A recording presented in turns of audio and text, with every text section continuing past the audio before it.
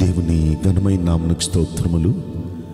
ఈ వాగ్దానం వింటున్న మీకందరికీ మన ప్రభువును ప్రియ రక్షకుడైన యేసుక్రీస్తు నామములో శుభములు, మా హృదయపూర్వకమైన వందనములు తెలియచేస్తున్నాం. ఈరోజు దేవుని వాగ్దానం మత్తయి శుభవార్త 28వ అధ్యాయము 10వ వచనం. యేసు, భయపడకుడి. మన ప్రభు అయిన యేసయ్య అలనాడు మరణాన్ని గెలిచి, సమాధిని గెలిచి, మృత్యుంజయుడై తిరిగి లేచిన వెంటనే శిష్యులను ఎదుర్కొని వారితో పలికిన మాట, ఈ మాట, ఈ వాగ్దానం మనందరి వినికిడిలో కూడా ఈరోజు నెరవేరునుగాక. ఆమేన్. ప్రియ దైవ జనాంగమా, మన ప్రియ ప్రభు అయిన యేసయ్య ఆయన తన శిష్యులను ఎదుర్కొని ఆ రోజున భయపడొద్దు అని చెప్తున్నారు. దేనికి భయపడుతున్నారు వారు? వారిలో ఉన్న భయాలన్నిటిని బట్టి ప్రభు అంటున్నారు భయపడొద్దు అని. మన ప్రభు అయిన యేసయ్య ఈ భూమి మీద పుట్టగానే గాబ్రియేలు దూత గొర్రెల కాపరుల దగ్గరికి వెళ్ళి వారితో పలికిన మాట భయపడొద్దు. లూకా శుభవార్తలో 2వ అధ్యాయంలో 10వ వచనంలో మనం ఆ మాట చూస్తాం. భయపడొద్దు, ఇదిగో ప్రజలందరికీ కలగబోవు మహా సంతోషకరమైన సువర్తమానము నేను మీకు తెలియచేస్తున్నాను. దావీదు పట్టణమందు నేడు రక్షకుడు మీ కొరకు పుట్టి ఉన్నాడు. ఈయన ప్రభు అయిన యేసు.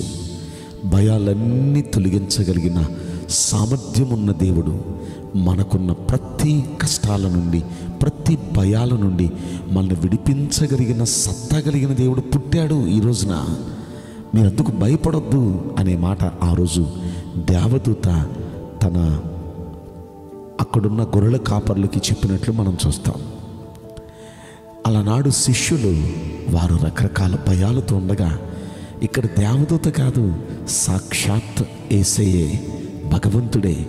ఆయన మరణాన్ని గెలిచి, ఆయన మృత్యుంజయుడై తిరిగి లేచి, ఆయన వారిని ఎదుర్కొని వారితో అంటున్నాడు భయపడొద్దు, నేను మరణాన్ని కూడా జయించాను, మీకు జయమిస్తాను, మీకు తోడుగా ఉంటాను, భయపడొద్దు అని ఆయన వారిని ఎదుర్కొని చెప్తున్నారు.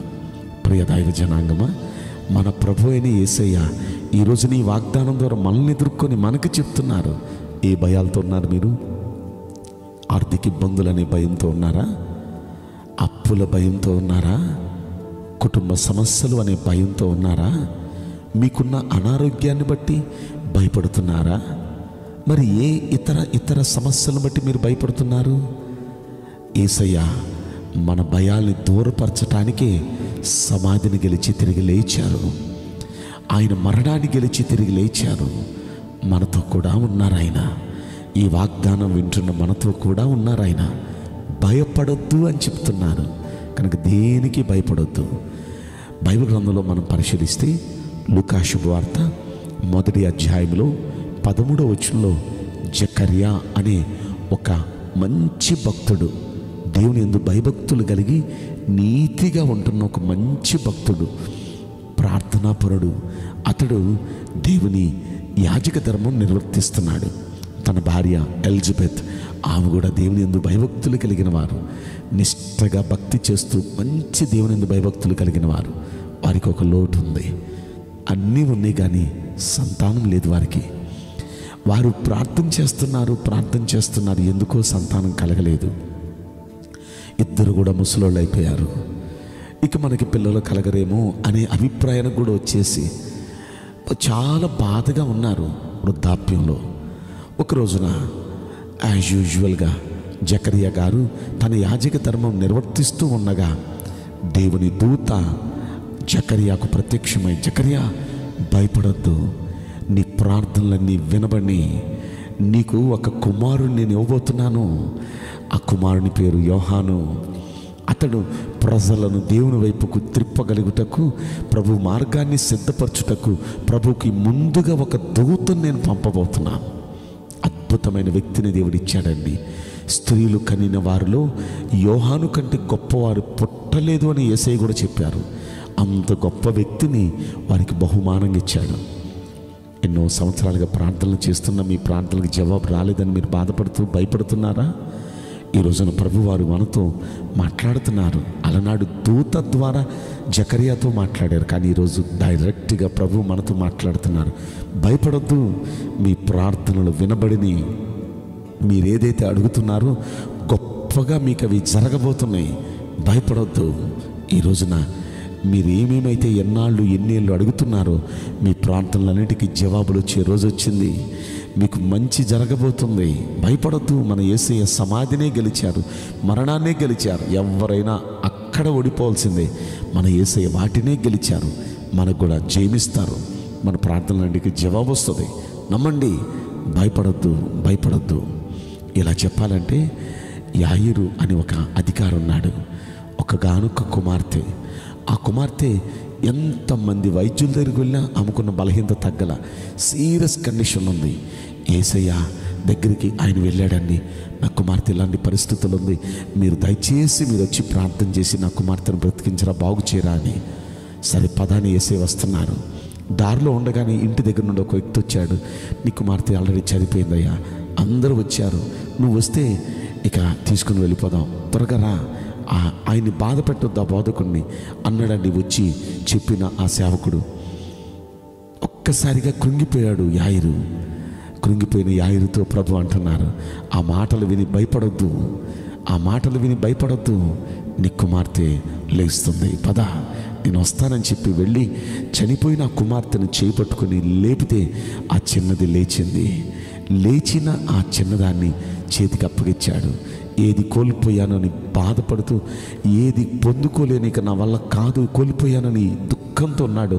ఆ వ్యక్తితో దేవుడు అంటున్నాడు, ఇదిగో నువ్వు కోల్పోయినది తీసుకో. కోల్పోయిన దాన్ని తిరిగి ఇచ్చాడు. ఆయన భయాలన్నీ తోడుపరిచాడు. ఈరోజు దేనికోసం మీరు భయపడుతున్నారు? ఏది కోల్పోయానని భయపడుతున్నారు? తిరిగి ఇవ్వగలిగిన సామర్థ్యం మన ప్రభుకుంది. ఆయన సత్తా కలిగిన దేవుడు. ఖచ్చితంగా మీరు కోల్పోయింది మీకు ఇవ్వబోతున్నాడు.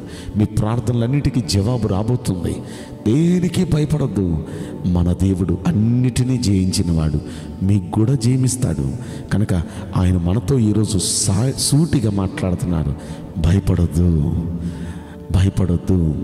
కనుక మనందరం ధైర్యంగా ఉందాం. బైబిల్ గ్రంథంలో 366 సార్లు భయపడొద్దు అని ఉంది. బైబిల్ చదివే అలవాటు ఉన్న వారికి రోజుకొక్కసారైనా దేవుడు మాట్లాడుతున్నాడు భయపడొద్దని. ఈరోజు ఈ వాగ్దానం వింటున్న మనతోనే అంటున్నారు, భయపడొద్దు, ఆయన మనతో ఉన్నారు, జయం ఇవ్వబోతున్నారు. ధైర్యంగా ఉండండి. మీ ప్రార్థనలకు జవాబు రాబోతుంది. నేను మీకోసం ప్రార్థన చేయబోతున్నాను. పరిశుద్ధుడా, ప్రేమగల యేసురాజా, మీ పరిశుద్ధ బంగారు పవిత్రమైన నామమునకు నిండు మనసుతో కోట్ల కొలదిగా స్తుతులు స్తోత్రములు వందనాలు చెల్లిస్తున్నాం. ఈ వాగ్దానం వింటున్న ప్రియుల జీవితంలో దయచేసి వారికి ఉన్న భయాలన్నిటి నుండి వారికి విడుదల అనుగ్రహించండి. వారికి ఉన్న ప్రతి సమస్యలు, ప్రతి వేదనలు మీరు దయచేసి దూరపరచండి. ఎన్నాళ్ళు ఎన్నేళ్ళు ఏది కలగాలని ప్రార్థిస్తున్నారు, వారి ప్రార్థనలన్నిటికీ దయచేసి జవాబునిచ్చి వారు కోల్పోయిన వాటిని తిరిగి వారికి ఇచ్చి భయాలన్నిటి నుండి దయచేసి విడుదల కలిగించి ఆనందింపచేయమని ఈ కొద్ది మనవులు నజరేయుడైన యేసుక్రీస్తు ప్రశస్తమైన నామములో మిక్కిలి వినయముతో ప్రార్థించి బ్రతిమలాడి వేడుకుంటున్నాం ప్రియ పరలోకపు తండ్రి. ఆమేన్. May God bless you all. Thank you.